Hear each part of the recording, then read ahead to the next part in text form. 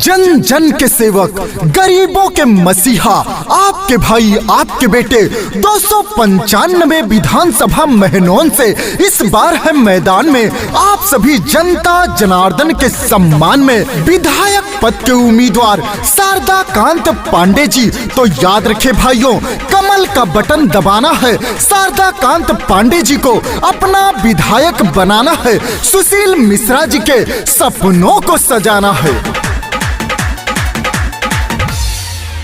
295 विधानसभा महनौन ने ठाना है, सुशील मिश्रा जी के संग हम सब ने ठाना है, विधायक शारदा कांत पांडे जी को अब की बनाना है, विधायक शारदा कांत पांडे जी को अब की बनाना है।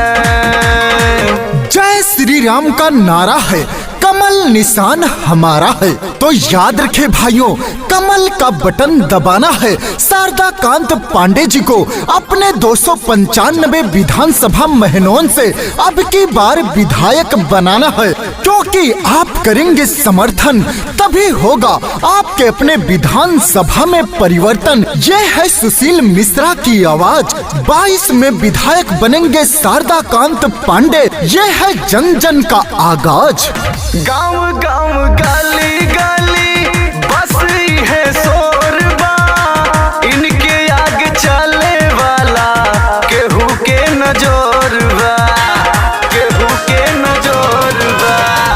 गाँव गाँव गली गली बस है शोरबा, इनके आगे चले वाला केहू के नजोरबा।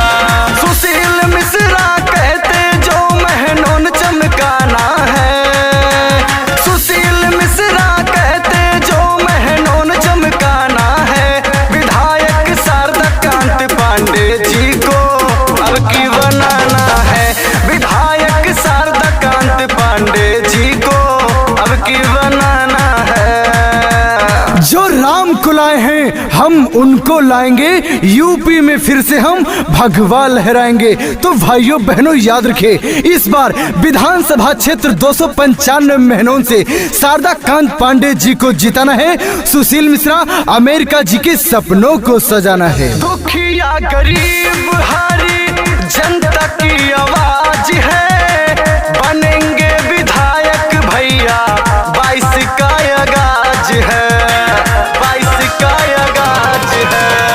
दुखिया गरीब हारी जनता की आवाज है, बनेंगे विधायक भैया 22 का आगाज है। जीत की पगड़ी इनके माथे पे अब की पहनाना है, सुशील मिश्रा जी के संग हम सब ने ठाना है, विधायक शारदा कांत पांडे जी को अब की बनाना है, विधायक शारदा कांत पांडे जी को अब की बनाना है। महनौन की जनता करे गुहार, शारदा कांत पांडे जी अब की बार बन के विधायक करेंगे काम दमदार, क्योंकि है ये सुशील मिश्रा जी की पुकार।